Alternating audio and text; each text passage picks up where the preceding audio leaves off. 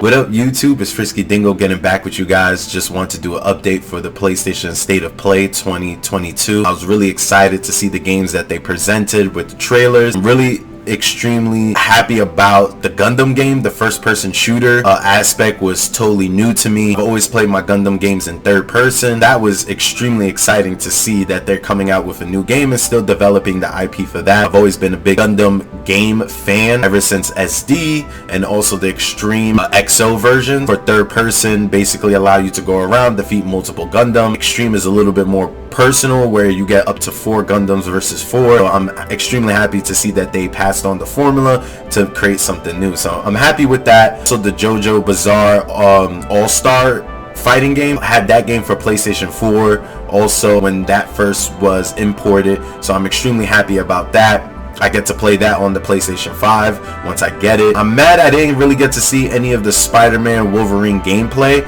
I thought we were going to get a little bit more of that in the essence, but unfortunately we did not. Hopefully within the next coming months we get a little bit more of that, but from what I understand is those games are coming out with 2 years from now. So it's going to be a while until we get actual gameplay and or trailer footage. I very much like the new game from Square Enix, Valkyrie Asylum. That's going to be a really interesting game. I'm happy that they're moving forward from the Final Fantasy format. You know, obviously once you make like 17 games, the model starts dying out. So I'm extremely happy to see that they're gonna, you know, start a new franchise or a new IP in the sense. I think that's extremely cool, especially with the PlayStation 5. We also got a little bit of that Exo Primal. I thought that was also giving me a much of a Turok vibe, and also an Overwatch MOBA style, which I like. The only funky thing to me was the disposition of the dinosaurs. They can't seem like more like they're just thrown into the game than actual part of the storyline. Obviously they're a part of the storyline, but the way they present themselves onto action through the trailer looks like, you know, they're just random dinosaurs falling out of,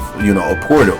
Obviously some guys controlling it, kind of like Dr. Manhattan with the species, which is okay and natural. I think that's pretty fine, but I just hope that they expound more on that storyline so we get something that's really positive and really. The gameplay looks exciting, the team playing looks exciting, so I really can't wait for this game to come out. Then that Ghostwire Tokyo, I like the feel of that. I like the eccentric of Ghostwire Tokyo simply because it gives me that Ghost of Tsushima feel, where they're basically taking the Japanese lore and culture when it comes to horror or it comes to supernatural and inputting it into the game. I always love games that do that, that go the extra length to really delve into the culture in which they're emulating for the video game so that it gives an authentic feel. That's something we really don't get with a lot of games currently. But other than that, I was extremely happy with the entire presentation. So for the most part, the game was Forspoken. I really enjoyed the trailer for Forspoken. The gameplay looks like it's fresh and brand new. Also, one thing I do love is